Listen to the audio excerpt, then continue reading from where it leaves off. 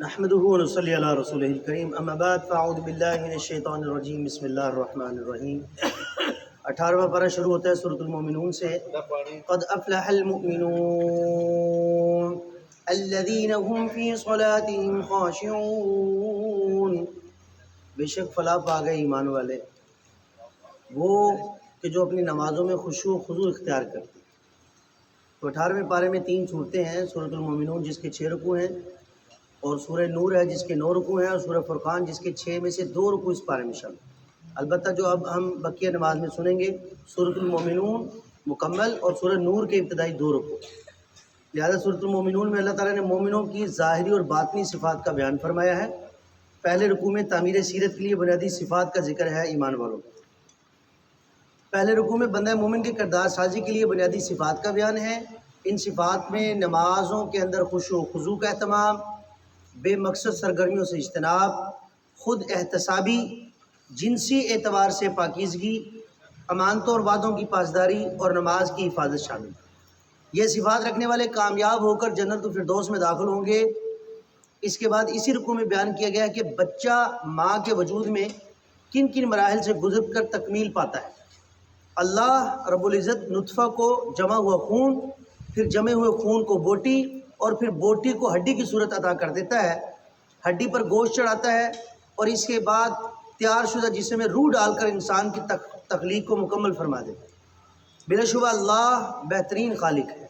انسان دنیا میں اپنی حیات کا پہلا مرحلہ گزار کر فنا ہو جاتا ہے، اس کے بعد اللہ اسے روز قیامت زندہ فرما کر حیات کے دوسرے مرحلے سے گزارے گا۔ رکوع نمبر 2 میں حضرت نوح علیہ السلام کا واقعہ بیان ہوا ہے۔ دوسرے رکوع میں حضرت نوح علیہ السلام انہوں نے اپنی قوم کو بندگی کی دعوت دی۔ قوم کے سرداروں نے اعتراض کیا کہ نوح علیہ السلام محض ایک انسان ہے، اور ایک انسان کیوں کر اللہ کا رسول ہو سکتا ہے، کس طرح سے ممکن ہے؟ تو انہوں نے حضرت نوح علیہ السلام کو مجنون قرار دینے کی گستاخی کی۔ طویل عرصہ تک سرداران قوم کی یہ گستاخیاں جاری رہیں، بالآخر اس قوم پر اللہ کی طرف سے طوفان کی صورت میں عذاب آیا۔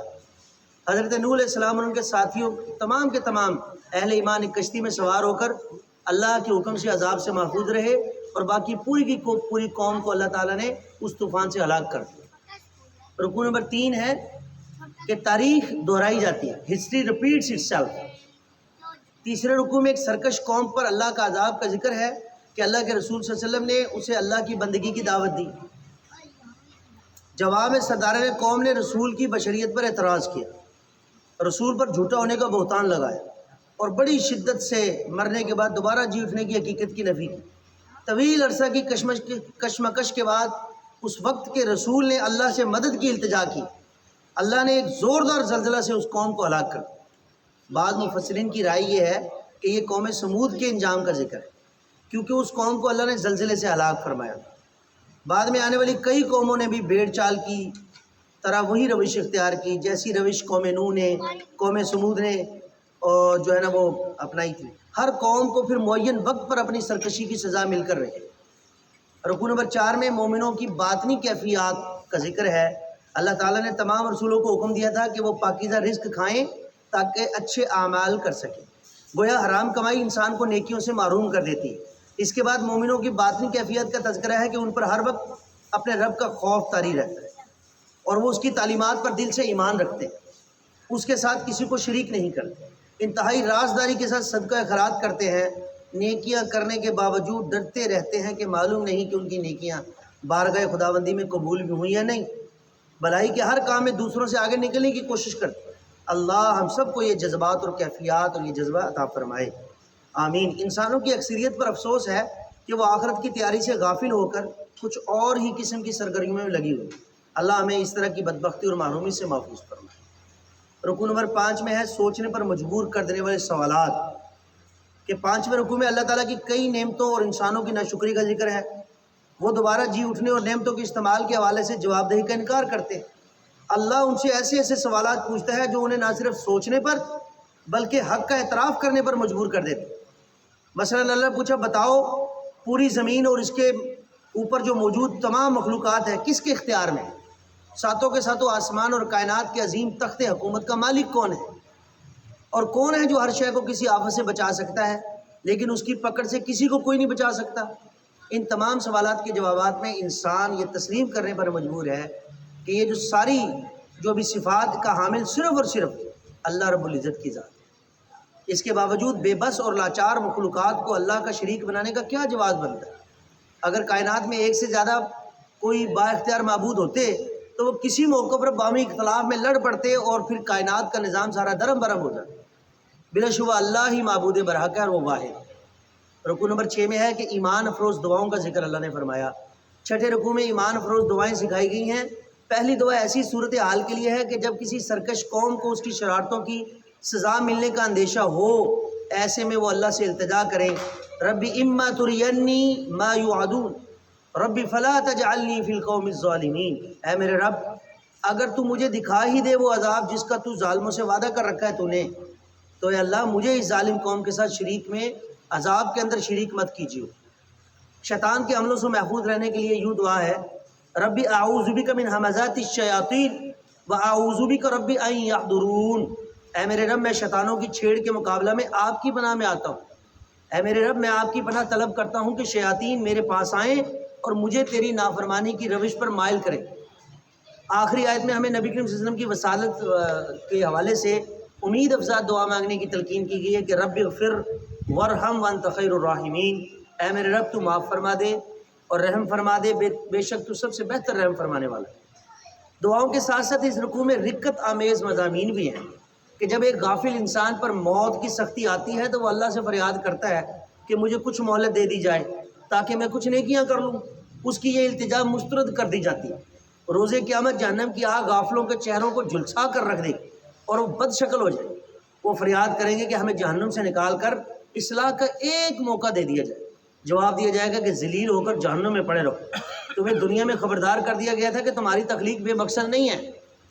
دنیا کے عام بادشاہ بھی اپنے وفاداروں کو نوازتے ہیں اور نافرمانوں کو سزا دیتے ہیں، تو کیا اللہ تعالیٰ جو بادشاہ حقیقی ہے وہ اپنے فرما برداروں کو انعام اور اپنے باغیوں کو سزا نہ دے گا؟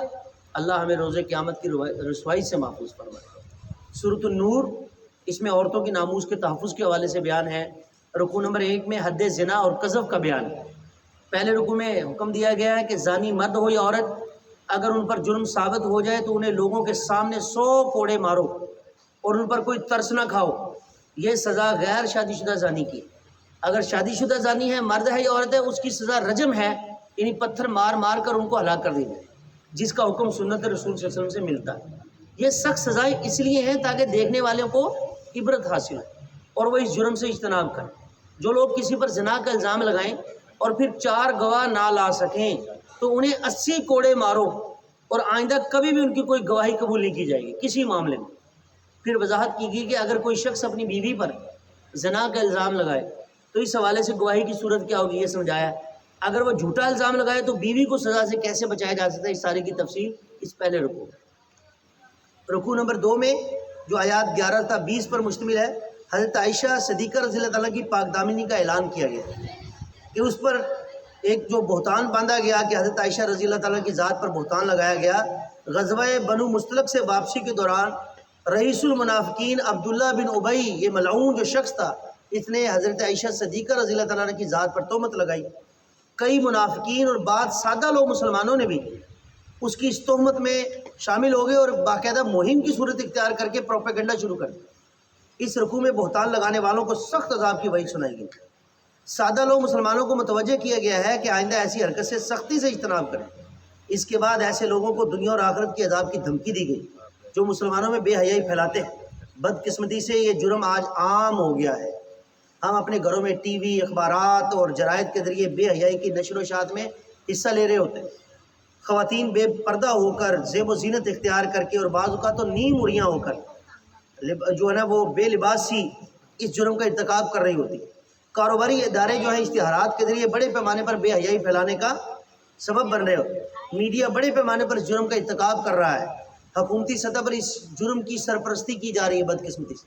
آپ کو مشرف کا دور یاد ہوگا کہ جب عوام کی طرف سے ایک بہت بڑا رد عمل گیا کہ بھئی یہ آپ اس چیز کو کنٹرول کرو، اتنا بڑا فوجی جرنیل ہونے کے باوجود، اور وہ اللہ نے تیرے ہاتھ میں بھئی اختیار دیا، کیا رہا ہے کہ بھئی 2 طرح کے بٹن ہوتے ہیں، ایک آن کرنے والا، آف کرنے والا ہے، نہیں دیکھنا تو آپ بند کر دو۔ انا للہ، ہمیں اللہ تعالیٰ معاشرے کے اندر حیا اور پاکیزہ اقدار پر عمل کرنے اور انہی نیکیوں کو، اسی اچھے اقدار کو پھیلانے کی توفیق عطا فرمائے، اور اس کے مقابلے میں جو برائیاں ہیں معاشرے کے اندر جو پھیلائی جا رہی ہیں ان سے اللہ تعالی ہمیں محفوظ فرمائے۔ واقعہ الحمدللہ رب العالمین۔